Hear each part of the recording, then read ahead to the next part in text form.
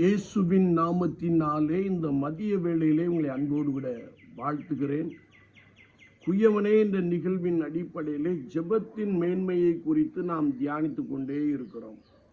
இன்றைக்கும் சங்கீதம் 43:5 நாம் வாசிக்கின்ற போது, என் ஆத்துமாவே ஏன் கலங்குகிறாய், தேவனை நோக்கி காத்திரு என்ற ஒரு வார்த்தையை நாம் வாசிக்க முடியும். சங்கீதக்காரன் ஆண்டவரை நோக்கி சொல்லுகின்ற பொழுது, பக்தி இல்லாத ஜனங்கள் மத்தியிலே வாழுகின்ற எனக்காக வழக்காடும் ஆண்டவரே, சூதும் அநியாயமும் உள்ள மனுஷருக்கு என்னை தப்புவியும். நான் ஏன் துக்கத்தோடே திரிய வேண்டும்? உமது வெளிச்சத்தையும் உமது சத்தியத்தையும் அனுப்பும். நீர் ஒருவரே என் ரட்சிப்பு, என்னை விடுவிக்கிறோரும் நீரே என்று சொல்லுகிற ஒரு வார்த்தையை நாம் தெளிவாய் அறிந்து கொள்ள முடியும். என்னை கேட்டுக்கொண்டு இருக்கிற என் அன்பு சகோதரனே, சகோதரியே, நாம் பாவம் நிறைந்த, அக்கிரமம் நிறைந்த, பக்தி இல்லாத ஜனங்கள் மத்தியிலே வாழுகிறோம் என்பதை அறிந்திருக்கிறோம். அது மாத்திரமல்ல, ஒருவன் நம்மிடத்தில் பேச வந்தால் நயவஞ்சமாக பேசுகிறான், சூதுள்ள மனிதனாக இருக்கிறான்.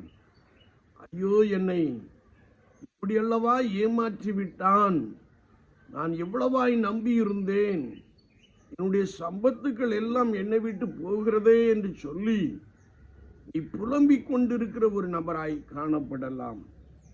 ஆனால் நீ ஆண்டவரை நோக்கி காத்திருக்கின்ற பொழுது, ஆண்டவரை நோக்கி கூப்பிடுகின்ற பொழுது, ஆண்டவர் உனக்கு சகாயம் பண்ண போதுமானவராக இருக்கிறார்.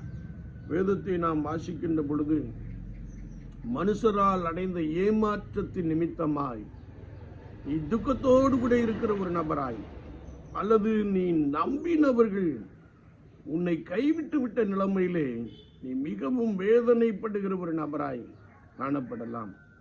ஆனால் ஆண்டவரை நோக்கி காத்திருக்கின்ற பொழுது, ஆண்டவர் உனக்கு வெளிச்சத்தையும் சத்தியத்தையும் அனுப்ப போதுமானவராக இருக்கிறார். அது மாத்திரமல்ல, இப்படிப்பட்ட சூழ்நிலையிலே இயேசு கிறிஸ்து ஒருவரே என்னை ரட்சிக்கிறவர், என்னை விடுவிக்கிறவர் என்று சொல்லி நீ அவரை நோக்கி காத்திருக்கின்ற பொழுது, அவர் உன் நடுவிலே அற்புதராயிருக்கிறார். அவர் உனக்காக பெரிய காரியங்களை செய்கிறார். அவர் உன்னை விடுவிக்கிறார். நீ கர்த்தருடைய நாமத்தின் பேரிலே சந்தோஷமாயிருக்கும்படியான அனுபவங்களை ஆண்டவர் உனக்கு கொடுக்கிறார். ஒருவேளை நீங்கள் சூதுள்ள மனிதரை விட்டு விலகி இருங்கள், கர்த்தரை நோக்கி பாருங்கள். கர்த்தர் உங்களோடு கூட இருந்து இழந்து போன எல்லாவற்றையும் திரும்ப கொடுக்க போதுமானவராக இருக்கிறார். நீங்கள் அவரை நோக்கி காத்திருந்து, நீரே என்னை விடுவிக்கிறவர் என்று சொல்லி முழு இருதயத்தோடு கூட அவரை நோக்கி கூப்பிடுங்கள். உங்களுடைய கலக்கங்கள், வேதனைகள், துயரங்கள் எல்லாம் இயேசுவின் நாமத்தினாலே நீங்கி போகும். ஆண்டவர் அப்படி ஒரு பெரிய விடுதலையை கொடுத்து உங்களை பலமாய் நடத்துவாராக. ஆமீன், ஆமீன்.